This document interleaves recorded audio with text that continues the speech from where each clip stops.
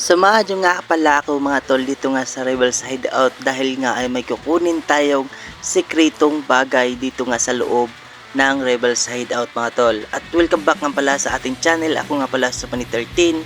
At dito nga mga tol ay dadako na tayo patungo nga doon sa kung saan natin kukunin yung sekreto nga dito na ating makukuha sa Rebels Hideout mga tol.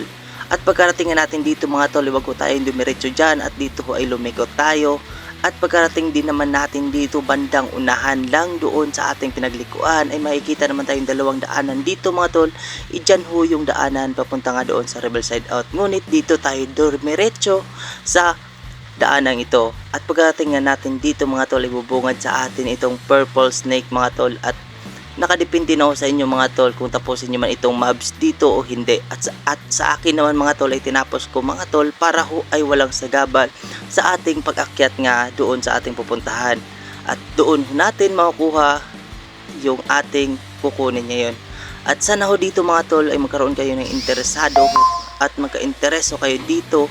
Dahilan nga noon ay ito ho ay secret passage way mga tol. At pagkarating nga natin dito ay puntahan natin yung goblin na ito mga tol. Ngunit pagkat hindi pa tayo makapunta sa kanya ay may makikita agad tayo ditong ating kukunin ngayon. At ito nga ho yung title na Keepers of Secret mga tol. Kung ikaw hindi pa nakuha nito, ito ho yung opportunity mo para makuha yung title na ito. Kasi bibihira lang itong kumuha o nakuha ng mga manlalaro. Kaya at dito nga mga tol ay sanay nakatulong ko sa inyo at nag-enjoy din ko kayo sa ating pagtuturo. See you sa susunod pa nating mga video and maraming salamat and to God be the glory. Woo!